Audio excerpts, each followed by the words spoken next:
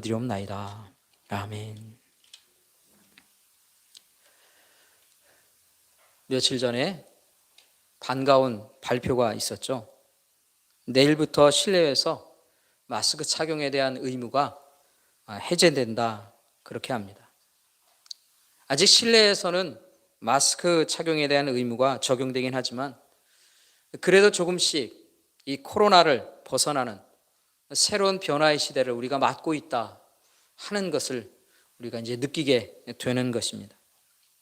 우리가 코로나 이전을 생각해 보면 우리는 여행의 즐거움을 누릴 수 있었습니다. 젊은 청년들은 홀로 떠나는 그런 여행들을, 그런 자유들을 즐기기도 했죠. 젊은 시절에 홀로 여행을 떠난다 하는 것은 어떨까요? 자유롭고 새로운 세계를 향한, 그리고 그런 것을 경험할 수 있는 아주 흥분되는 그런 일이 될 수도 있겠죠. 그런데요, 나이가 들수록 우리는 홀로 떠나는 여행보다 가족들이 함께하는 여행에 더 큰 의미가 있다 하는 것을 알게 됩니다. 부부가 함께 떠나는 여행, 온 가족이 함께 가는 여행, 더 의미 있는 그런 일이다 하는 것을 우리가 생각하게 된다 하는 것이죠. 오늘 본문에 보면 야곱이 온 가족을 이끌고 애굽을 향하게 됩니다. 그런데요, 오늘 본문에서 특징적인 것이 있다면 이 일에 대해서 야곱이라고 하는 이름이 아니라 이스라엘이라 하는 이름으로 이 일을 언급하고 있다는 것이에요. 왜 이스라엘이라고 하는 이름으로 이 일을 언급하고 있을까? 물론 야곱이나 이스라엘이나 한 사람을 같은 이름입니다. 다르게 칭하는 것뿐이죠. 성경에서도 그것이 이렇게 섞여서 사용되기도 합니다. 오늘 본문에서도 그것이 계속 섞이기도 합니다. 그런데 특별하게 이 야곱이라고 하는 이름이 아니라 이스라엘이라고 하는 이름으로 칭하고 있습니다. 그 일이 왜 그럴까?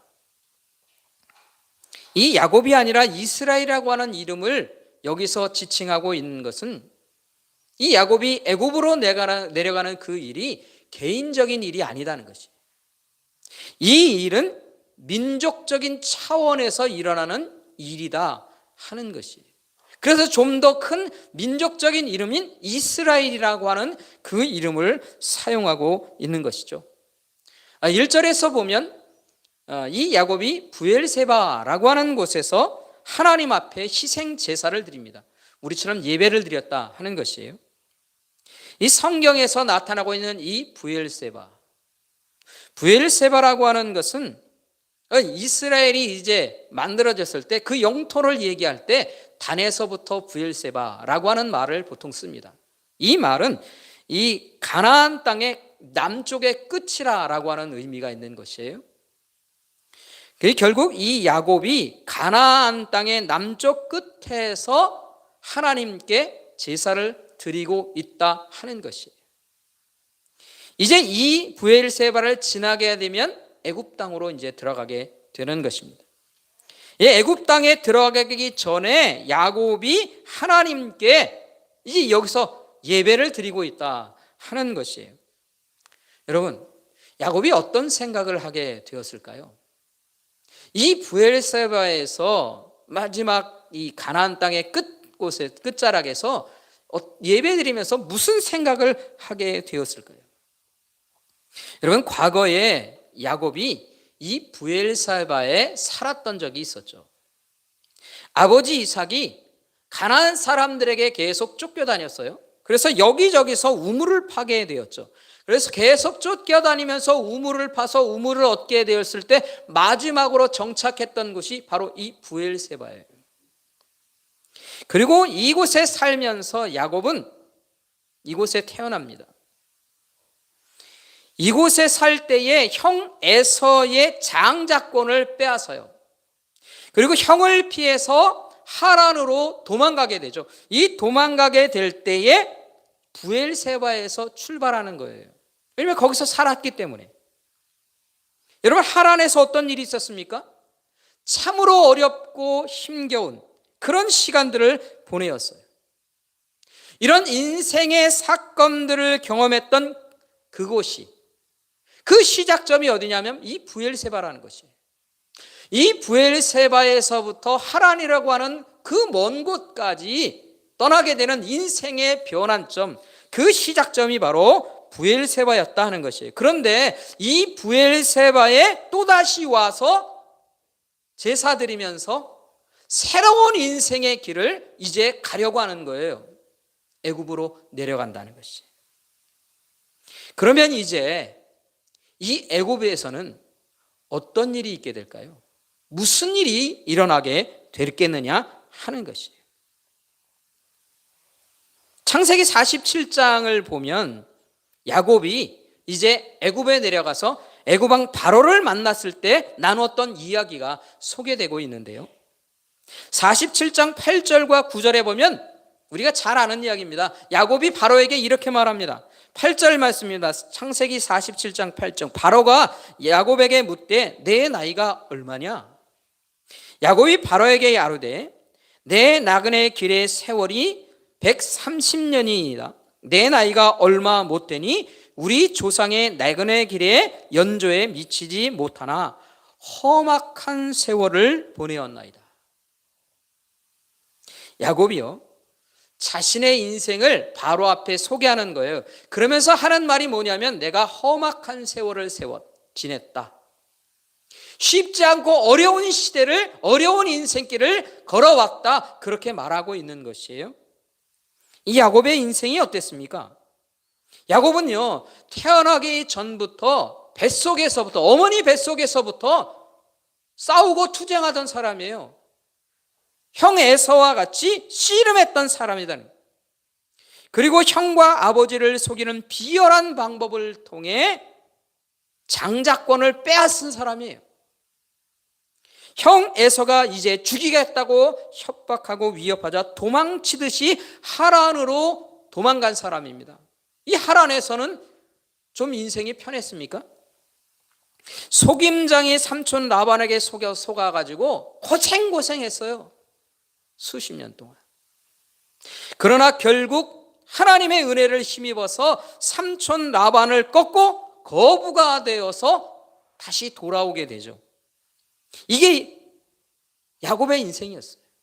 그 이후에는 편안했습니까? 딸 디나 사건으로 해서 모두가 다 죽을 수 있는 그런 위험을 맞게 해도 됐습니다. 그것뿐입니까? 자식을 잃어버리는 아픔과 슬픔도 경험했어요. 그런 인생을 살았어요. 그런 인생을 살면서 늘 이 야곱의 곁에는 경쟁하고 싸우는 그런 인생길이었다 하는 것이, 이게 그러니 얼마나 험한 세월을 살았습니다. 이런 인생을 살았지만 이 노년이 되어서 이제 애굽으로 향해 갑니다. 이 애굽으로 향하는 길이 그에게는 쉽지 않습니다. 왜냐하면 한 번도 가보지 않은 길이에요. 그렇기 때문에 이 야곱이 애굽을 향하여 가는 길은 어떤 길이냐? 첫 번째, 그는요 두려운 길이었다 하는 것이에요. 야곱에게서는요 너무나 두려운 길이었어요. 야곱이 지금 현재 몇 살이냐면 130세입니다. 노년이다 하는 것이에요. 그럼 노년에 그냥 정착하고 살던 곳에 그냥 살면 되는 거 아닙니까? 왜 굳이 노년에 애굽으로 내려가야 하느냐 하는 것이에요. 그렇기 때문에 이 브엘사바에서부터 시작하고 있는 이 새로운 길은 사실은 야곱에게 있어서는요 상당히 불편한 길이죠. 아니 노년에 새로운 길을 가려고 하는 사람이 어디 있겠어요? 그런데 불편한 것만이 아닙니다. 그것을 훨씬 뛰어넘어서 이 길은 두려운 길이다 하는 것이에요. 오늘 보면 3절 말씀에 보면 하나님께서 이 야곱에게 나타나셔서 말씀하시는 것이 있습니다. 3절 말씀에 보면 하나님이 이르시되 나는 하나님이라 내 아버지의 하나님이니 애굽으로 내려가기를 두려워하지 말라, 그렇게 말합니다. 하나님이 뭐라고 말씀하시냐? 두려워하지 말라는 것이. 왜 두려워하지 말라고 얘기합니까? 야곱이 사실은 두려워하고 있기 때문에 그런 것이죠. 그리고 이 상황이 참으로 두려운 것이에요. 왜 두려울까요? 그가 노년에 온 가족들 다 이끌고 자기가 가지고 있는 모든 재산 다 싸가지고 그렇게 애굽을 향해서 내려가고 있다는 거예요. 그런데 그 길은 한 번도 가본 적이 없는 길이에요. 아무것도 모르고 간다는 거예요. 여러분, 어떻게 두렵지가 않겠어요? 여러분? 노년의 때 온 가족들 모든 재산 다 모아가지고 가는데 알지도 못하는 곳으로 간다면 여러분 가시겠어요? 두려워서 사실 갈 수가 없는 것이죠. 그런데 여기에 더해서요, 이 애굽이라고 하는 것은요 만만한 곳이 아닙니다. 여러분, 애굽 사람들이 이 히브리 사람들, 이 야곱과 같은 사람들을 어떻게 대했는가 하는 것이에요. 창세기 43장을 보면요, 우리가 지금 46장을 보고 있지만 43장을 보면 이 32절의 말씀에 이런 말씀이 있습니다. 창세기 43장 32절입니다. 그들이 요셉에게 따로 차리고 그 형제들에게 따로 차리고 그와 함께 먹는 애굽 사람들에게도 따로 차리니 애굽 사람은 히브리 사람과 같이 먹으면 부정을 입음이더라. 이런 말이 기록되고 있어요. 이게 무슨 말이냐 하면 요셉이 베냐민을 만나게 되었습니다. 베냐민을 만나게 되었을 때에 함께 음식을 차려서 먹는 그런 상황이었어요. 그 상황을 설명할 때 이렇게 했다는 거예요. 이때 음식을 차리는데 어떻게 차립니까? 애굽 사람들 따로 차립니다. 히브리 사람들 따로 차립니다. 요셉 따로 차립니다. 왜 그렇게 따로 차립니까? 함께 음식을 먹으면 자신들이 부정하게 된다는 거예요. 그러니까 히브리 사람들과 함께 식사를 하면 부정하게 된다는 거예요. 그럼 무슨 말을 하는 겁니까? 이 사람들이 지금 좋은 대우를 하는 겁니까? 나쁜 대우하는 겁니까? 나쁜 대우를 합니다. 무슨 말입니까? 차별 대우하는 거예요. 그러니까 차별이 이 땅에 있다는 것이에요. 애굽 땅에 가는 것은 그들이 뭘 각오해야 됩니까? 차별 대우 받을 것을 각오하고 가는 길이라는 것이. 여러분, 이런 곳을 향해 가고 있는 거예요. 그 야곱이 걱정 안 됩니까? 두렵지 않겠습니까? 걱정과 두려움이 그에게 있다 하는 것이에요. 그런데 이 애굽을 향해 가는 길은 두려운 길만은 아니다는 것이에요. 그래서 두 번째 이 애굽을 향하는 길이 어떤 길이냐면 바로 구원이 이루어지는 길이라는 것이죠. 근데 야곱이 애굽을 향해 갑니다. 두렵고 걱정되는데도 불구하고 그 길을 갑니다. 왜 갑니까? 그곳에 누가 있습니까? 요셉이 있습니다. 여러분, 아들 요셉이 그곳에 있다는 거예요. 이 야곱이 12명의 아들이 있습니다. 누구를 가장 사랑했을까요? 요셉입니다. 요셉과 비교할 수가 없어요. 이 요셉을 너무나 아끼고 사랑했습니다. 그런데 23년 전에 이 아들을 잃어버렸어요. 어떻게 됐는지 모릅니다. 그러면 23년 동안 야곱이 어떻게 살았을까요? 그 아들 마음에 묻고 산 겁니다. 이 가슴에 묻고 산 거예요. 제가 지난번에도 말씀드렸지만 자식이 잃어버린 부모는요, 그 자식을 평생 못 잊는답니다. 죽었는지 살았는지 알 수가 없을 경우에는요, 죽으면 그냥 죽었으려니 하고 그냥 잃어버릴 수도 있을 거예요. 그러나 죽었는지 살았는지를 모르는 자식은요, 잃어버릴 수가 없는 거예요. 평생 동안 찾아다닌다는 거예요. 그게 부모의 마음이라는 것이죠. 야곱이 그런 것이었습니다. 그런데 그런 요셉이 애굽에 살아있다는 거예요. 그 이야기를 듣고 애굽을 향합니다. 꿈에 그리던 그 요셉을 만나러 가는 길이다. 그러니 그가 두렵고 걱정되지만 그 길을 가는 거예요. 근데 뿐만 아니라 지금 가는 이 길은 그들에게는 사실은 구원을 얻는 길입니다. 왜냐하면 지금 이 상황은 흉년이 너무나도 심해요. 가나안 땅에 사는 것은 먹을 것이 없는 곳에 사는 거예요. 죽음의 땅에 사는 것이다. 그렇기 때문에 애굽을 향해 갑니다. 애굽에는 식량이 있습니다. 넉넉합니다. 풍성합니다. 그리고 그 식량 모든 것들을 주관하는 사람이 누구냐? 요셉이다. 그러니까 살 수 있어요. 그랬기 때문에 애굽으로 향하는 길은 구원의 땅으로 가는 구원을 얻는 길로 향하고 있다 하는 것입니다. 그런데요, 여기서 하나님께서는요, 이 길이 구원을 얻는 길일 뿐만 아니라 더 큰 의미가 있다 하는 것을 말씀하십니다. 이 구원의 길이 아니라, 이 구원의 길만 있는 것이 아니라 언약이 이루어지는 길이다라고 하고 그렇게 말씀하고 있다는 것이에요. 우리 3절과 4절의 말씀을 같이 한번 읽어볼까요?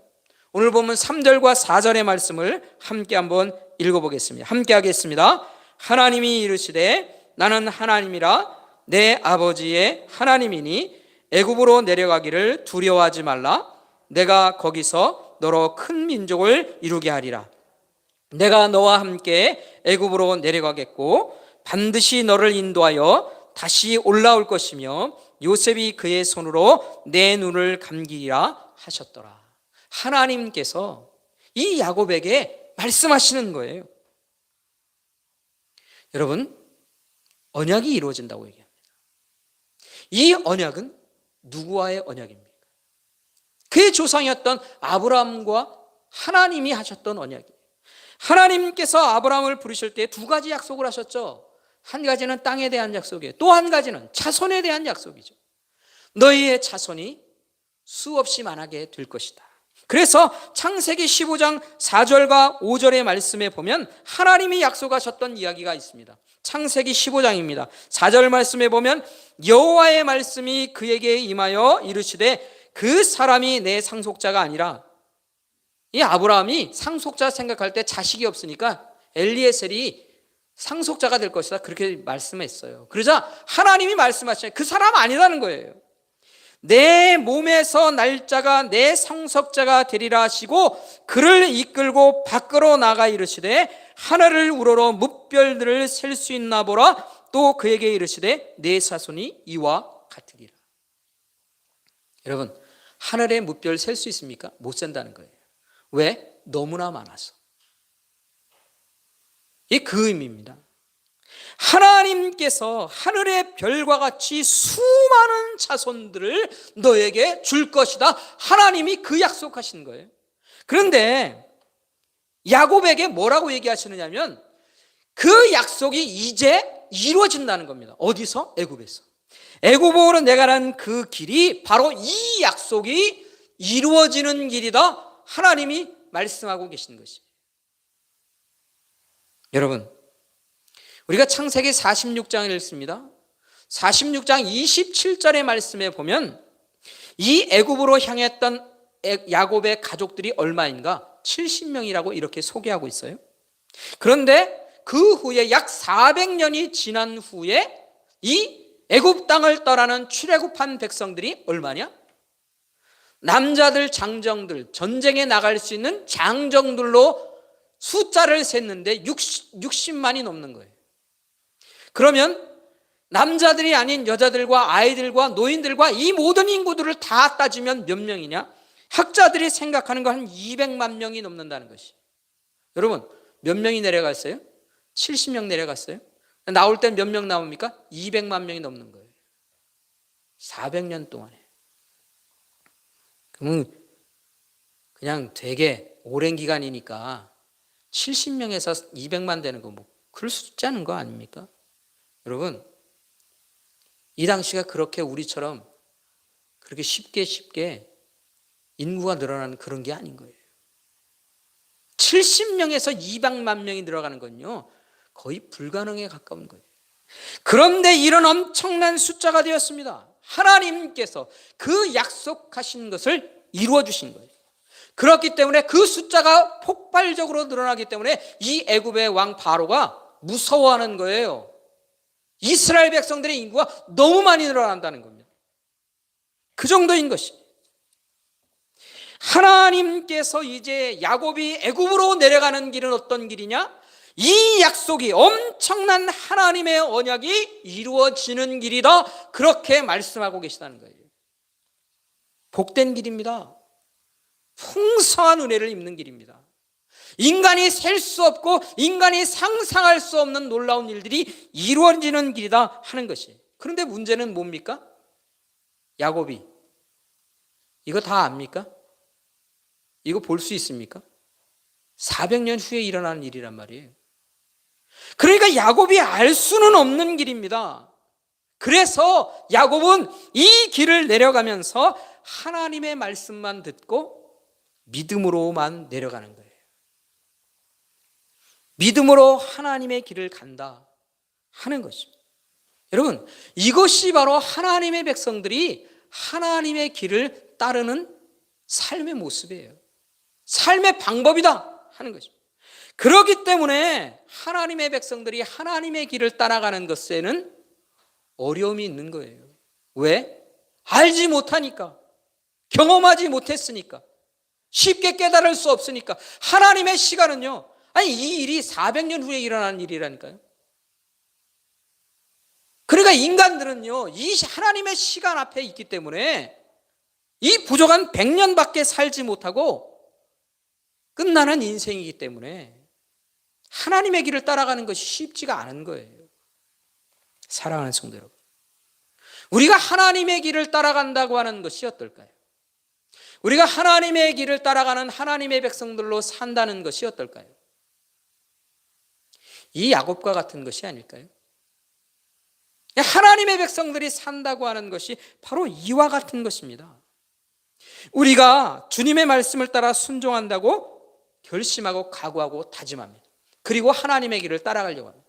그럴 때에도 이런 거예요. 알지 못하고 간다는 거죠.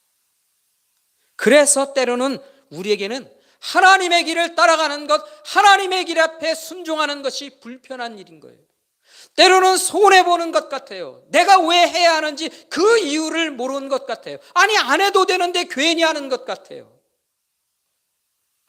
그래서 때로는 아프고 슬프고 고난의 일들인 것처럼 우리에게 느껴지는 것입니다. 심지어 때로는 그 길을 가는 것이 두려운 일일 수 있어요. 야곱처럼 그런 것입니다. 우리가 가는 길이 바로 이렇습니다. 다 알지 못하고 가는 것 때문에 참으로 많은 어려움이 있다 하는 것이에요. 그러면 어떻게 해야 됩니까? 다 알지도 못하고 가는데 꼭 가야 합니까? 그 가는 길 알려주실 때까지 내 기다릴 거예요. 버틸 거예요. 그 버티면 됩니까? 그럴 수 없지 않습니까?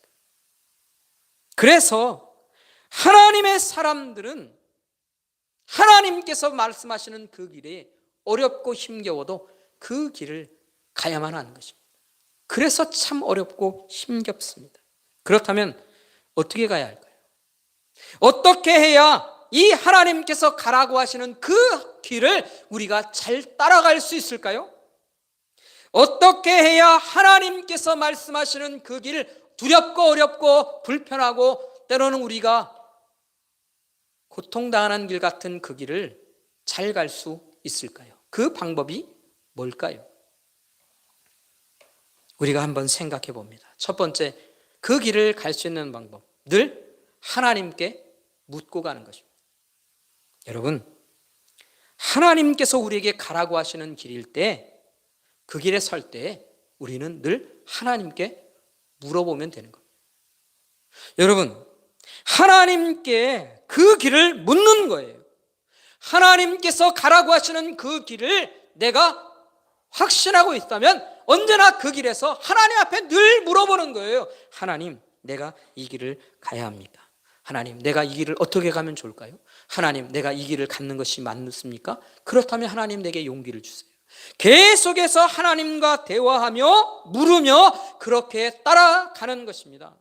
하나님께서 우리에게 가라고 하셔서 놓고 우리가 물어보면 하나님이 뭘 계속 물어? 꾸짖으실까요? 내 말했으니까 됐어 하고 귀 닫으실까요? 외면하실까요? 결코 그렇지 않습니다. 하나님께서는요, 우리가 가라고 하시는 그 길에서 하나님은 우리가 물어보는 거 하나님 좋아하세요. 여러분, 하나님께서 야곱에게 애굽으로 내려가라고 하십니다. 그렇게 명령하셨어요. 그리고 하나님이 말씀하신 게 뭐예요? 내가 너와 함께 간다고 하십니다. 왜 함께 간다고 말씀하실까요? 왜 하나님께서는 우리에게 예수 그리스도를 따라 예수 그리스도 안에 사는 우리에게 성령을 우리에게 부어주셨을까요? 성령께서 왜 우리와 함께 하실까요? 성령께서 왜 우리 안에 내주하고 계실까 하는 것입니다. 왜 그러신 것 같습니까? 우리를 도와주시기 위해서 그렇다는 거예요. 믿으십니까? 그래서 성령의 다른 이름이 뭡니까? 보혜사예요, 보혜사. 우리와 함께 하시면서 우리를 도와주시면서 우리를 보호하시고 우리를 도와주시는 분, 그분이 바로 성령이시라는 거예요. 왜 그러십니까? 왜 그분이 우리와 함께 하십니까? 우리를 도와주시기 위해서 그렇게 하시는 분입니다. 그러면 도움 되시는 그 하나님께 우리가 길을 묻고 계속해서 하나님께 아뢰며 하나님 앞에 기도하고 간구하며 사는 것을 하나님이 싫어하시겠느냐? 싫어하지 않습니다. 그렇기 때문에 하나님의 길을 따라가는 우리들은 하나님께 늘 그 길을 물어보며 가는 거예요. 하나님, 내가 이런 일을 하려고 하는데 하나님 그것을 기뻐하십니까? 하나님, 내가 이렇게 하는 것이 좋습니까? 이렇게 하는 것이 좋습니까? 하나님께 물어보세요. 하나님이 원하시는 뜻이 무엇인지를 묻고 가는 것입니다. 그렇게 우리는 하나님의 길을 잘 갈 수 있습니다. 왜요? 우리 잘 모르잖아요. 어렵잖아요. 부족하잖아요. 그래서 하나님 앞에 묻고 가는 길을 하나님은 싫어하지 않으십니다. 이것을 기억하고 늘 하나님 앞에 길을 묻고 사는 우리가 될 수 있기를 간절히 소원합니다. 그래서 하나님의 길을 잘 따라가는 우리의 모습이 되기를 주님의 이름으로 간절히 축원합니다. 두 번째로 우리가 하나님의 길을 잘 따라갈 수 있는 방법, 오직 하나님만 믿고 가는 겁니다. 여러분, 우리가 주님을 따라가는 길에 서 있습니다. 우리가 뭘 믿고 가면 좋을까요? 다른 어떤 길을 신뢰하며 가는 게 아닙니다. 우리 주님만 믿고 가는 겁니다. 하나님만 믿고 신뢰하며 그 길을 가는 것이에요.